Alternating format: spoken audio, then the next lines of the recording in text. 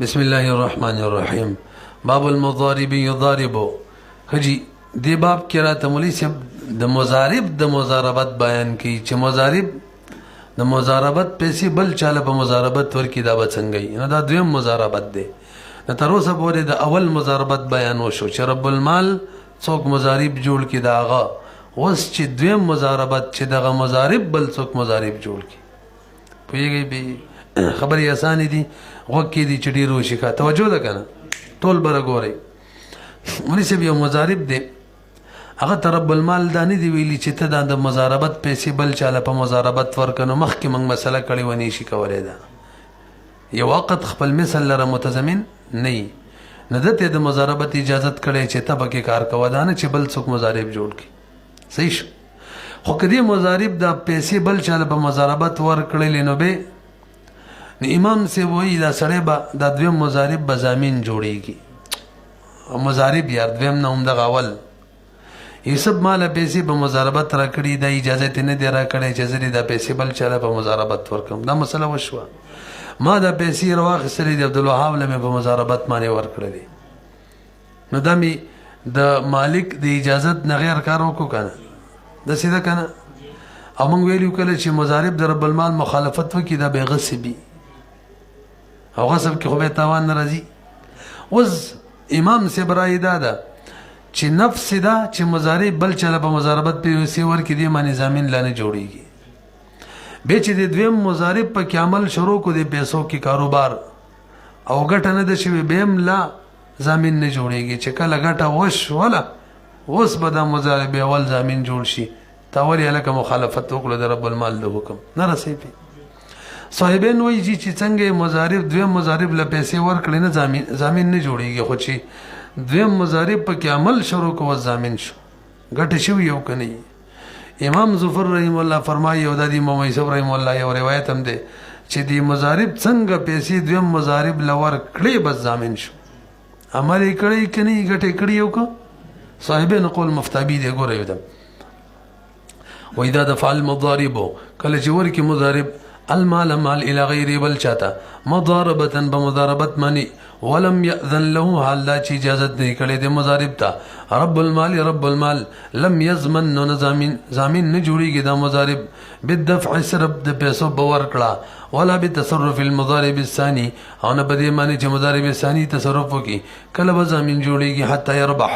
تر دې چې د مضارب الثاني ربح وکي ګټه فاذا ربح کله چې مضارب الثاني ګټه وکړه زمين الاول دی وخت به زامین شول مضارب د رب المال لپاره وهذا روایت الحسن نبی حنیفه رحمه الله وقال صاحبین فرمای اذا عمل به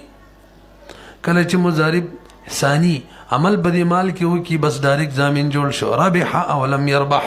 ګټه کړي یو کو نه کړي وهذا ظاهر روایت هم دا مفتابه رای ده وقال امام ظفر رحم الله فرمای یضمن بالدفع څنګه چې دوی مضارب لور کړ زامین شو عامل عمل کړي او لم يعمل نه کړي وهو روایت نبی یوسف رحم الله دا قسم کړي وی کنه وجه سره د دې دلیل ورته سمته وګورئ لأن المملوك له الدفع على وجه الإيداع توجه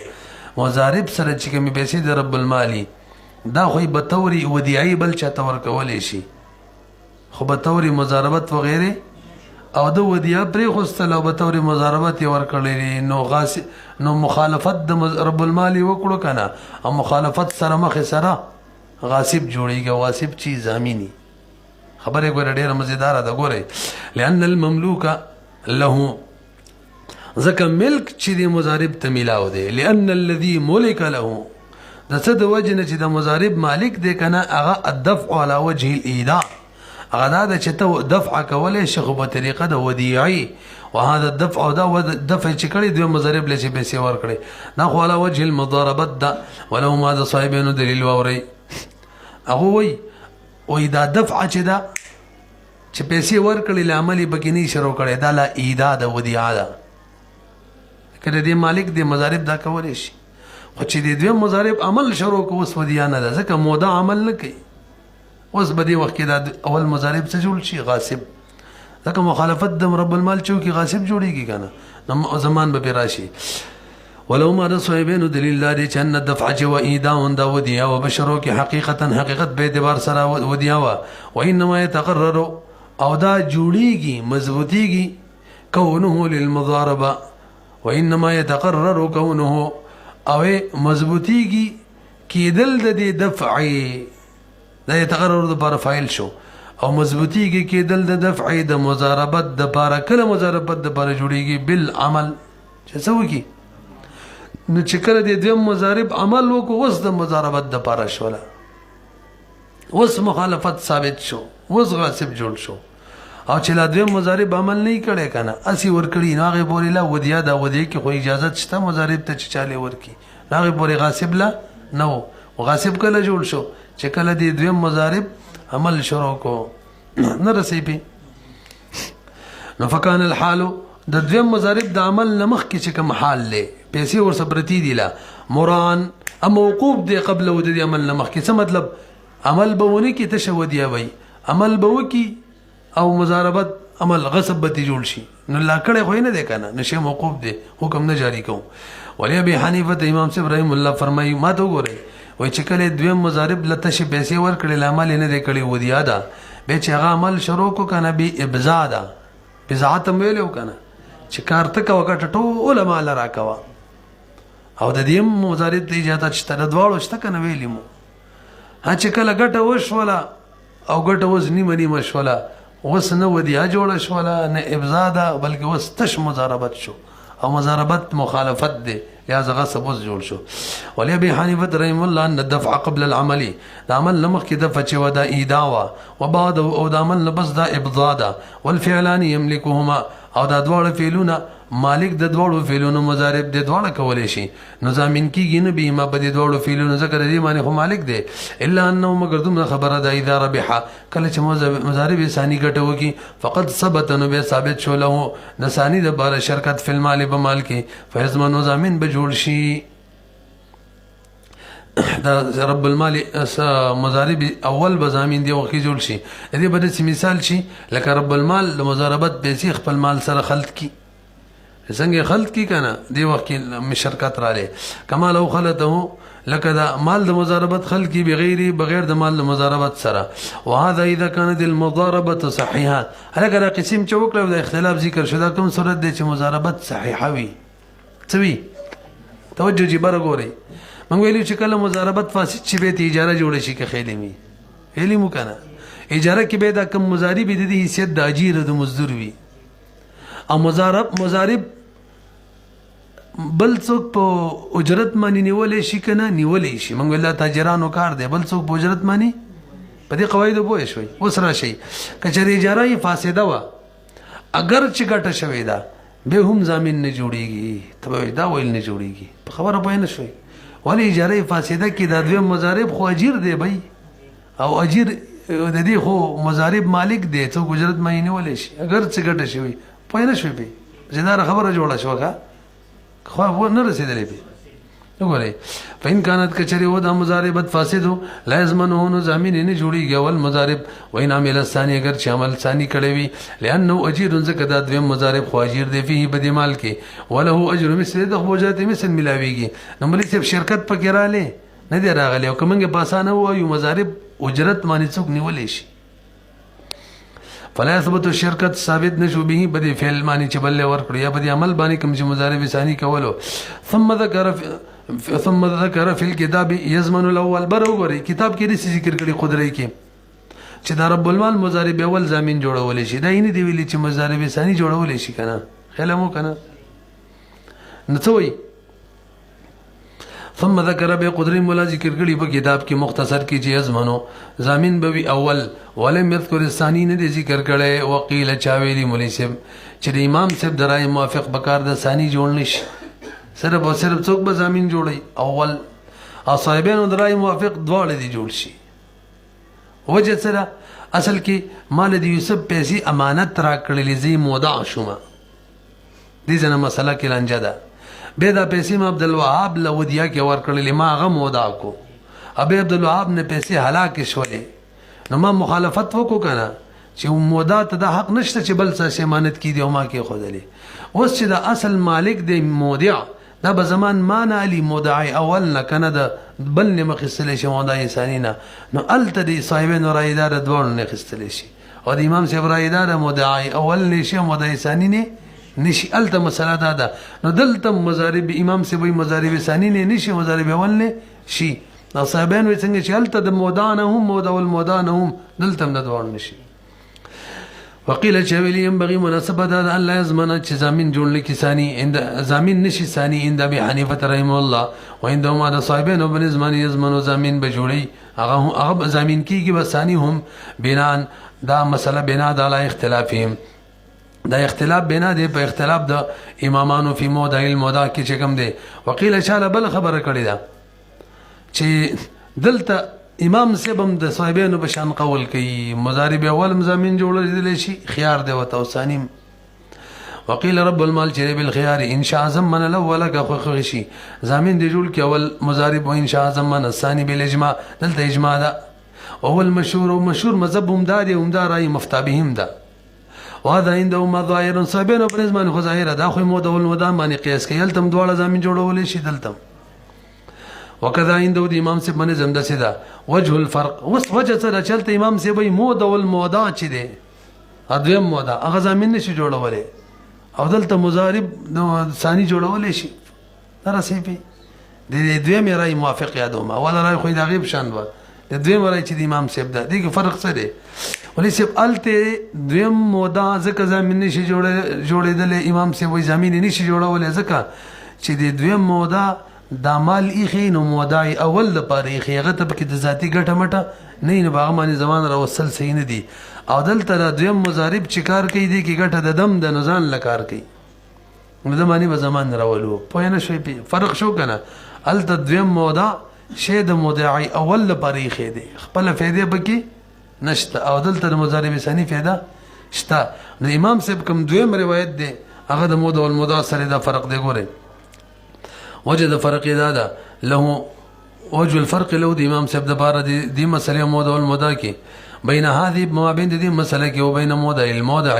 هغه دا چې ان الموضع الثاني چې التا يقبضه هغه چې دا شی قبضه کوي وديع لمنفعه الاول دا اول موضع د منفعت د باره قبضه کوي فلا يكون ضامنا ضامن نه جوړيږي پیږي پکنه. اما المضارب الثاني چې مولوی صاحب دلتا يعمل د عمل کوي بمال کې لنه په نفسه د خپل نفع د فارا فجاز انه جائز ده يكون ضامنا چې دا ضامن جوړ شي. ثم ان زمن الاول صحت المضاربه الاكبر وګوري دا رب المال را پاتې دلو مضارب اول زمين کو چې تا ولی بل مضارب جوړ کړي زمين کو کنه سم روپی می درکړي ټوله راکوا بس وای صحیح ده. وز د مضارب اول او ثاني منس کې کوم مضاربت شوی دی به څه کومي ویغه صحیح شو مضاربت څه شو ولی دا چې کله مضارب اول زمان ورکو رب المال ته نو ګویا د مضارب اول چې مضارب ثانی ته د مضاربت کې مې پیسې ورکړي هغه وخت نه پیسې خپلې وي ځکه زمان کې ونګ نسبت کوو کنه موږ زمان کې دا خبره کړې و سړی چې مې شپږ زمان ورکی کنه نو موږ به داسې وایو چې د کوم شي زمان ورکی مې مخ کې دغه مالک جوړ شوی دی.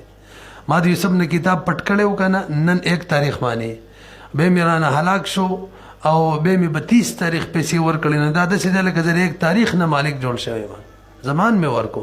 دلته چې د مضارب اول نو رب المال ته زمان ورکو نو ګوي دغه مضاربت پیسو دا مالک جوړ شوی وو او غینه پسې مضارب ثانی ته ورکړي دي نو دا مضاربت ټیک شو کنه شو.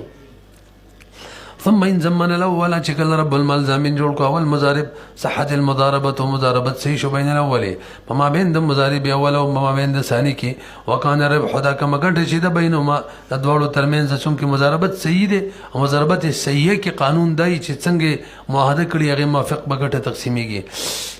وکانه ربح بینهما دا ربح چې د دوړو ترمنځ مضارب اول او ثانی ترمنځ علامه شرط دا به د شرط موافق چې د دوړو کوم لګولې هغه موافق به تقسیمیږي لانه ظهر انه ذکر ظاهر شول چې د مضارب چې دی ملک او د دې مال مالک جوړ شول به زمان سره مالک جوړ شو کنه او کله نه جوړ شو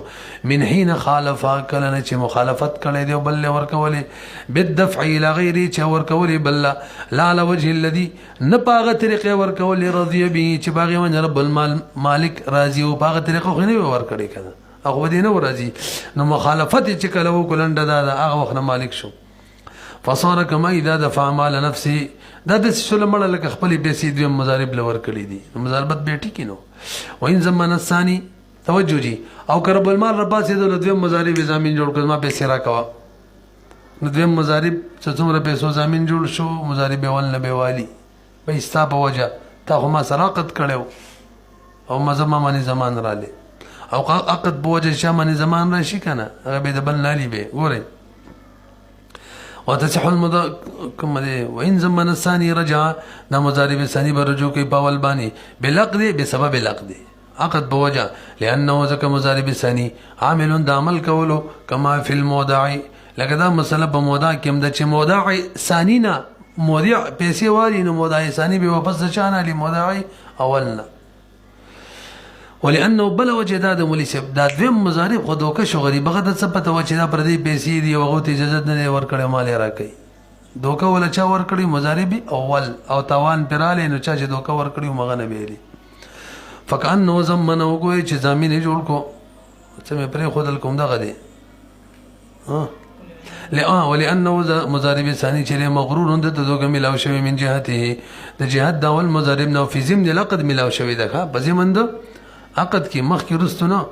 ضمن عقد یې ځکه ویلو چې زه اوس عبدالوهاب ته ویم عبدالله رضا خیر دی بس څه نشته دا لاره باندې لاړ شي غلي لوټ کي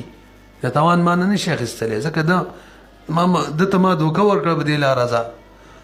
او ده نه پیسې لاړې خو په ضمن د عقد کې خو نه دي که نه. وتصح المضاربة مضاربة صحیح شو والربح بینه بیا مې څه پرېښودل کوم دغه دی او ربح به د دواړو ترمنځ وي علامه شرط څنګه چې شرط لګولی ولې لأن اقرار الضمان على الاول قرار د زمان چې په اول باندې رالی که نه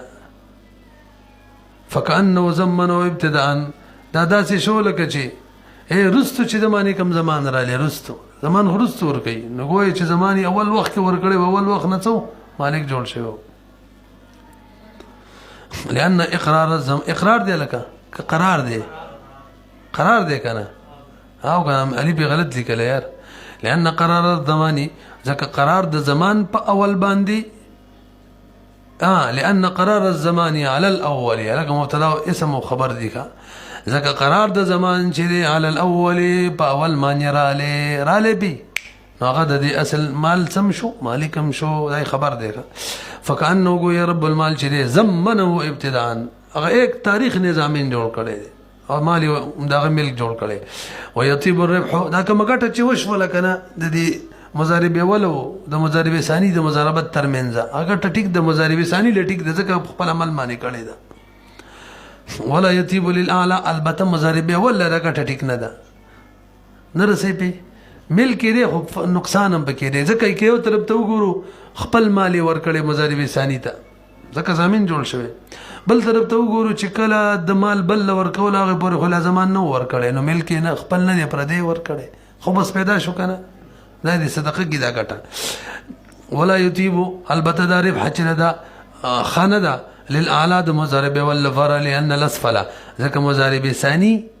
یستحقه د دې ګټه ځکه صحیح ده چې دا مستحق د ربح جوړ شي به عمل د خپل عمل په وجه عمل کې خو بس نشته ولا خبث فی العمل والاعلى چې مضارب اول هغه مستحق جوړ شو بملکه المستند په خپل ملک باندې پیسو مالکو خدا سي ملک چې هغه استناد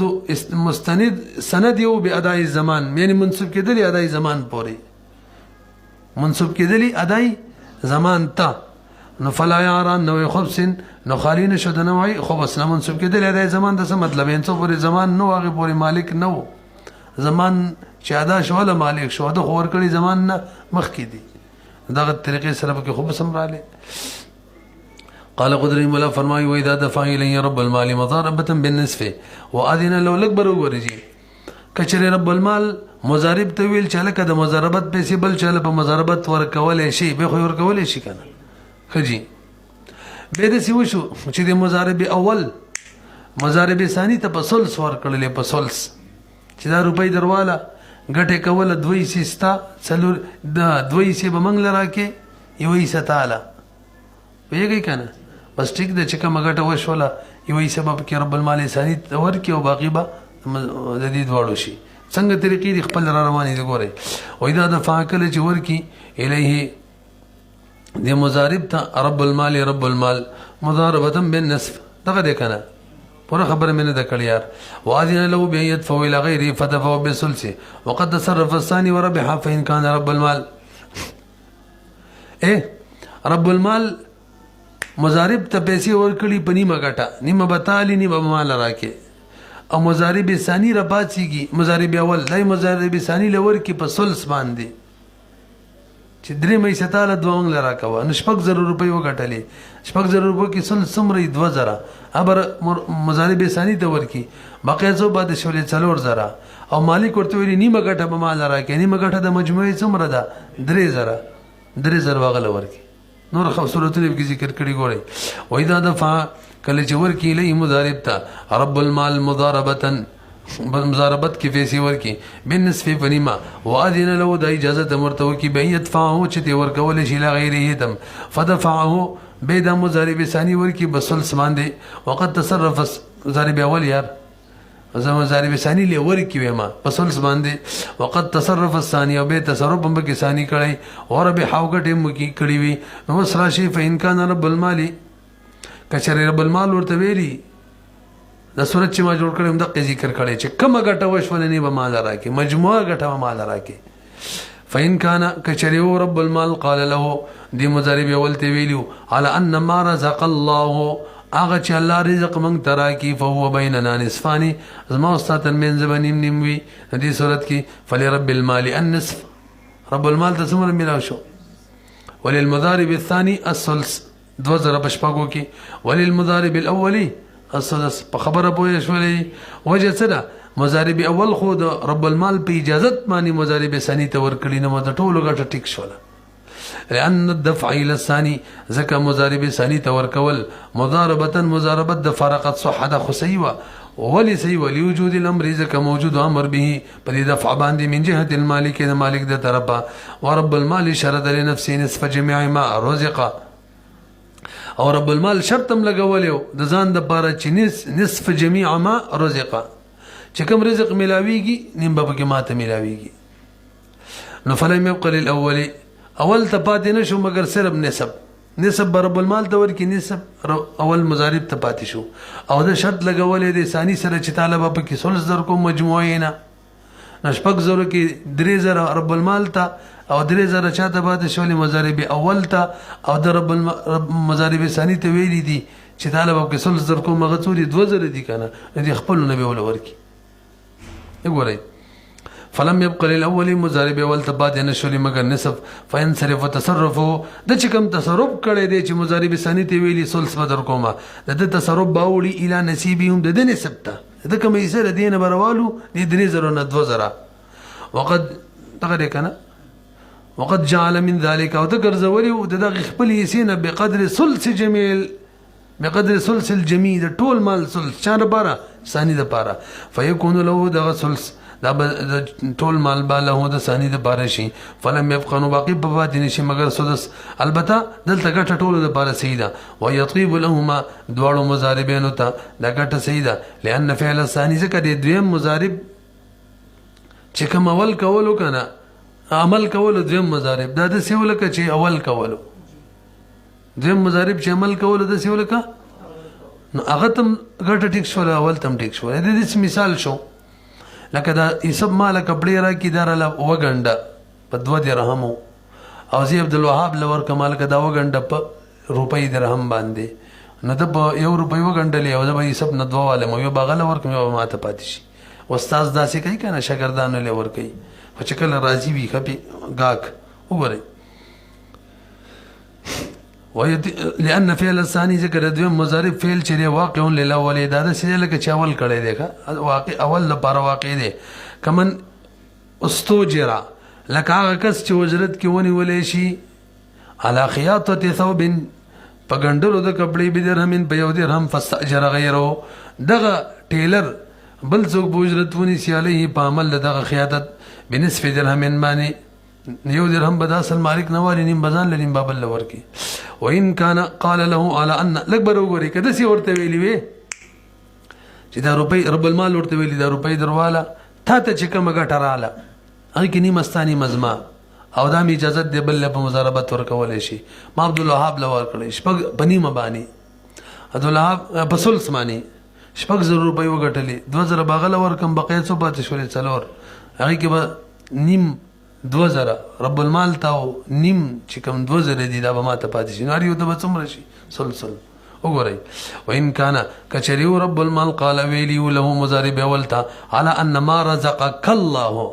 تا ته چې الله کوم رزق در کې فهو بیننا نصفانی، نو په دې صورت کې فلیل مضارب الثاني الثلث والباقي باقي 2 ثلث چې پاتې شو بین المضارب الاول ورب المال مال بوي نصفانی نیم لانه فوض ذکر رب المال سپارلو الیه مضارب اول ته تصرف وجعل او مضارب اول چې د ګرځولي ځان د فاره نصف ما نیم هغه مال رزق الاول کوم شول ته ملاو شوی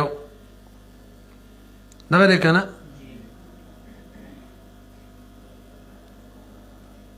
کوم دې دور شي سیدا وجعل او دی رب المال او مضارب ثانی اول چره د ځان د پاره ګرځولې وڅو نصف ما نیم هغه مال به پکې زمای رزق الاول کوم چې ماته ملاو شي او کومنګ دا وجعل کی رب المال تزمیر راجی کو لا بخوله کی ګوره وجعل او دی رب المال ګرځولې لنفسي ځان د پاره نصف ما نیم هغه مال وسی شوکا کم رزق الاول کم چې اول مضارب ته ملاو شي کې به نیم مال راکې 400 کې 2000 وسی شو کنه دا صحیح شوکا وقد رزق او دی اول ته رزق کې ملاو شي 2 فيكون نشبه دا سلسان بينهما د مرب المال ومضارب اول ترمنځ بخلاف الاول بخلاف د مخکینی صورت کې الته غیر کل مال نسب یاد کړو لانه ذکر رب المال چې دی الته جعل لنفسه نصف جميع الربح هغه ځان د بار ګرځولیو نسب د ټول ربح فافترقا نو دي مساله وغي کی فرق را لې ولو كان قال له فما ربحت لکبر وګری کده سی وته ویلو الکه شتا کما غټه وکړه نی مستانی مزما به مضارب اول ثانی ته ور کړلې پسول سمانی به مضارب خجی دا صورت بدل کړي یا می صغیر مسله ده ما ته یوسف ویل تا چې کما غټه وکړه لکنه انی مستا نی مزما اما مضارب ثانی ته ور کړی پنیما شپږ 0 روپۍ وګټلې 3000 به د مضارب ثانی شي باقی وڅو باندې شي درې نو ګټه ما 3000 کړی دا دې کې منی مزوال منی ما به سپل ور کوم رب المال ته ګوري ولو كان كجري رب المال قال دوی له مضارب ولتا فما ربحت من شيء تا چې کوم ګټه وکړه فبيني وبينك بزما واست ترمنځ نیم وقد دفع حال لا چې دې مضارب اول ورکړی و غیر ته دویم ته بنسب باندې نیمه ګټه مانی ورکړی و نو په دې صورت کې د دویم د بار خو 3000 روپۍ شوي فلسانی ان نسب 3000 روپۍ باقي 3000 بعد شو لیکنه والباقي بين الاول ورب المال ابا يونيزر به تقسیم کی پیږي کنه بیار لان الاول زکا اول مضارب چې شرط لسانی ثانی مضارب د پاره شد لګاله و د نیمه ګټه غ 3000 روپۍ شولې او دا تر مالک د طرف اجازه تو وذالک او د شد لګول د نیمه ګټه مضارب ثانی ته مفوض الیه د تصفرل شوی من جهه رب المال فيستحق ولن د ثانی رب المضارب د مستحق د نیم جوړ شي وقد جعل رب المال او ګرځول رب المال ځان د پاره نصف ما نیمه ګټه کوم چې کړي و اول خو صرف 3000 ګټه کړي ده ولم يربح الا نسب هغه ګټنه د کلی مگر صرف نسب شپږ 0 کې 3000 فيكون دغه نسب چې 3000 د بدوالو ترمنځ شي ولو كان قال له على ان ما رزق الله تعالى فلي نصف او قال له فما كان لکبر وګوري